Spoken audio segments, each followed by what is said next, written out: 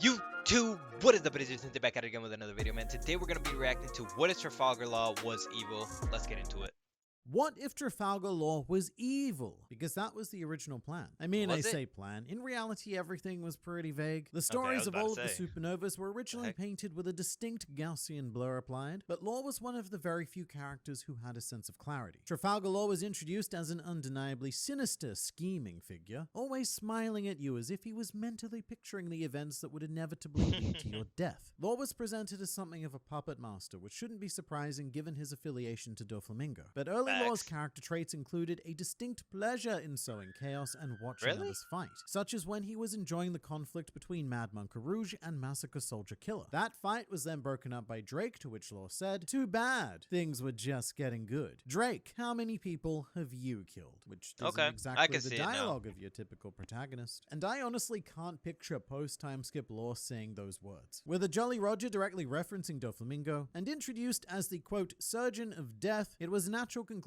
to assume that Okay, Law okay. may not I'm be seeing the it now. goodest of boys. And there's actually evidence that Eiichiro Oda may have intended for Law to be an antagonist all the way up to the Punk Hazard arc. In this sketch, Sanji is being a rather clever cook, catching on to Law's true motives, to which Law replies, "You're sharp, aren't you?" with a very sharp, classic aren't you? antagonistic smirk. And as we know, Law's character took a sharp protagonistic turn. As story chef, Eiichiro Oda served us a Law soup complete with morals, heroics, a tragic Story yet chef. spicy That's a mentor, good and one. the most important ingredient was not something Oda added, but something he took away. When Law became a solid protagonist, he pretty much just stopped smiling. And I guess that makes sense because he's not an arrogant agent of chaos anymore. He's taking things very seriously, and serious people do not smile. And the really fun thing is that to justify this, Oda had to more or less create a good version of Doflamingo to serve as Law's mentor instead. Because that Doflamingo, Corazon. he's a bit of a bad dude. So instead, Law was Yes. taught by his brother, Joe Flamingo. He's Joe the good one. Flamingo. Later, of course, renamed Rocinante. But I can't I was about help to but say, wonder there's no what way may that's his have been name. if we'd kept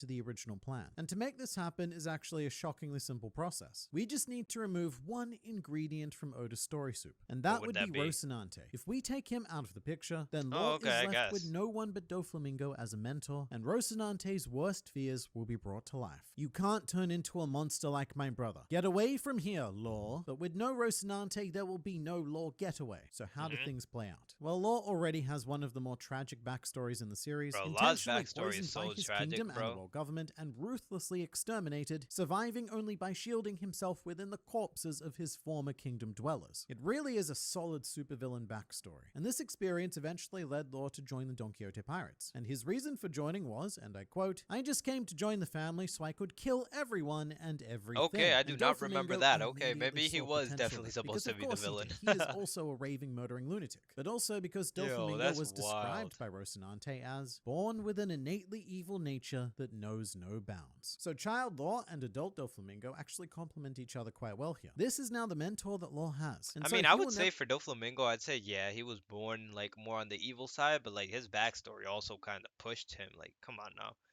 like your dad's telling you like, no, these regular people are all right, and then they come and kill your mother and basically try to lynch you guys. It's like, all right, they're not to all be right. taught the true value of life and never have anyone who truly cares for him, save for maybe Baby Five and Buffalo. And so things play out quite Baby similar. Five. Law will still eat the Opi Opi no Mi because it was Doflamingo who found the fruit, not Rocinante. His family will acquire it either directly themselves or through Virgo amongst the Marines on Minion Island. However it happens doesn't matter because it will be given to Law as part of the Eternal Youth Plan. And just on this, Doflamingo made his plan pretty clear to Rocinante in their final conversation. Well, if he's already eaten the Opi Opi no Mi, I'll need to raise him so that he knows to die for my sake. And that's Oof. exactly what he'll try to do. Law will probably have quite a few years up his sleeves for Doflamingo to groom this belief. However, the problem is that this is incompatible with Law's goal, which, as I will remind you, is killing everyone and everything. In fact, thinking about it, granting Doflamingo's eternal life is, dare I say, counterproductive to killing. So Law will eventually either have to confront Counterproductive. Doflamingo or escape from the crew. And something I suppose we should note about this timeline is that Law will never meet the Heart Pirates, because he found them as a child after escaping Minion Island. But now Oh, Law has okay. remained a Don Quixote pirate well into his teenage years. However, he can still form a crew. It's very plausible that Law could recruit his childhood friends Baby Five and Buffalo, mostly because Baby Five will do quite literally anything you ask, so long as you make it clear that you need her. And But I Buffalo need you. is Oh my easily God, bribed the with simp. assorted treats like ice cream. But also because the three of them did have a connection. Baby Five and Buffalo were both legitimately worried about Law, and And funnily enough, in the canon timeline, Law and Baby 5 did go on to become allies because she's now part of the Straw Hat Grand Fleet. So Baby Oh yeah, 5's she betrayal is. of Didn't she get Doflamingo at any married to point like is very plausible Bartholomew or because it something? did actually happen. So the Heart Somebody. She got Pirates married to form, somebody. except you know what? They're not the Heart Pirates because that was a reference to Rocinante. And if anything, Law right now is the opposite of Rocinante's ideals here. So what is the opposite of Heart? If it were a suit of cards, I'd say maybe Spade, but we've already got the Spade Pirates. So instead, I think we'll go with the Kill Murder Pirate Squad starring Trafalgar. That's not a good name, Law shall bro. retain his brutal goal of killing everyone and everything, and of course still earn his terrifying epithet as the Surgeon of Death. But his main milestone goal is to kill Doflamingo, which eventually brings us to Sabadi, which goes down exactly as— So why would he want to kill Doflamingo if Doflamingo didn't really do anything to him in this timeline? it does That's in the my series. question. Because even in the canon events, Law is portrayed as evil. Except instead of a bear and a penguin, Law will have a buffalo and a baby in his crew. But legitimately nothing else. Is it because Doflamingo wants him to die for him? That's probably the reason why, right? Needs to change about Sabadi. However, when it comes to Marineford, that is where we see a major global shift. Law watches from afar with the rest of the supernova. Oh, right, because he was there. Probably relishing in the bloodshed, like a voyeur in the corner of some sort of fictional pirate orgy. The One Piece is real, etc. However, in this timeline, Law will never join the fight, aka he will not go out of his way to save Luffy. The reason is because it was Rocinante who taught Law the true value of the D, and without Rocinante, it's just another initial. Law doesn't recognize it as anything particularly special or fatesome, so he's not going to go out of his way to save Luffy, and this means that Luffy will almost certainly die. There is an argument to be made that Shanks would have stopped Luffy being killed on the battlefield by, say, Kizaru, but the bigger problem is Luffy's existing injuries. It took a doctor of both Law's skill and Law's specific magical fruit powers to ensure that Luffy would survive. And even then, Law himself said there was no guarantee that Luffy would ever recover. So I do think that without Law's intervention, our future Pirate King becomes our current pirate corpse. Also, because I don't think I'll ever have a chance to talk about this in another video, I just want to linger on this panel of Law meeting Ivankov, because I always misread Ivankov's dialogue as, "By the way, who are you? Straw Hat's boyfriend?" And honestly, I don't think that would be out of character for Ivankov. But instead of saving Luffy, we are going to plow on with Law's plan, which he sums up as, "Now just shut your mouths and follow me. I'll take my rightful place when the time comes." He was so much more villainous than I think most of us remember. So much so that even in this hypothetical evil Law scenario, all I need to do to make him evil is cut and paste his existing dialogue. But by this time, the Kill Murder Pirate Squad will have recruited many new members, all equally as invested in doing— I hope they're stronger than his current pirates, bro, because they got bodied.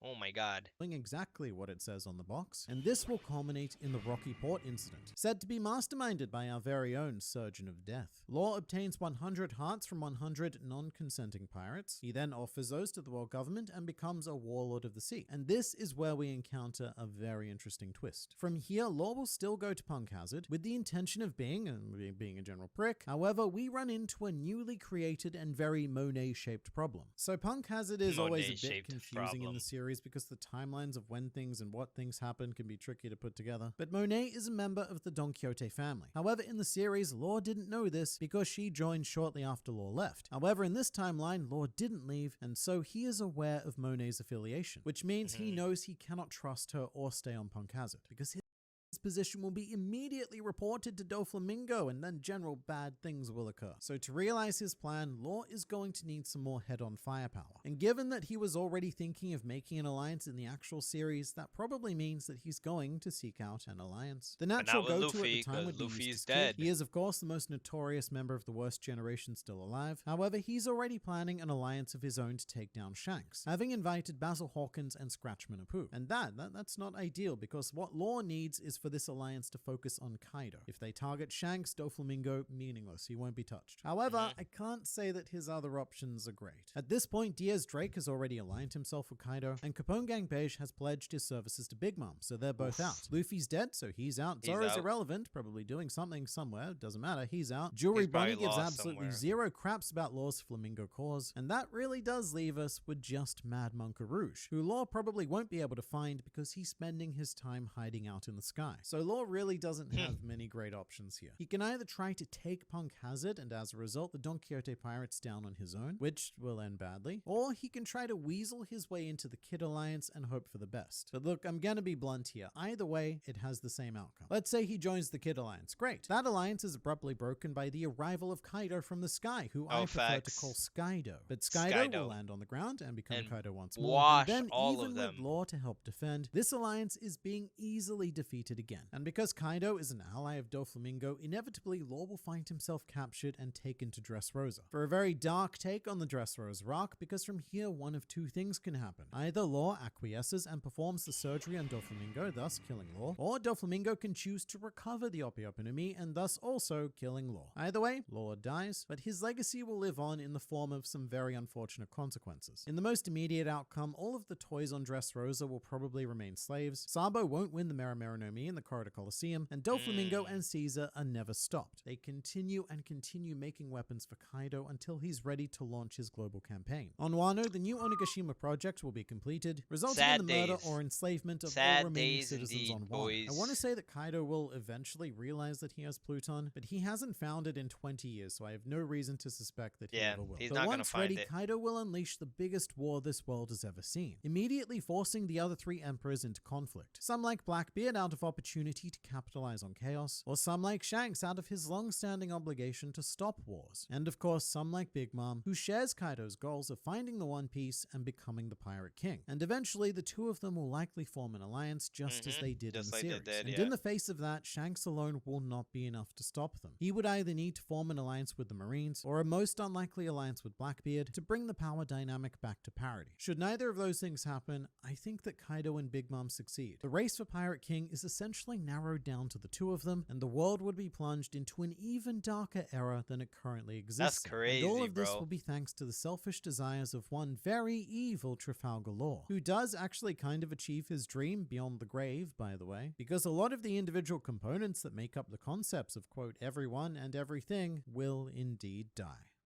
Oof. Oof. That was a good video. Let me know what you guys thought about that one in the comment section below. And you know, while you're down there, hit that like and subscribe button and support your boy. You feel me? You know what I'm saying? If you want to check out more of my reaction, check out these two videos over here. Over there. Yes, they're over there. As always, Sensei out. Peace.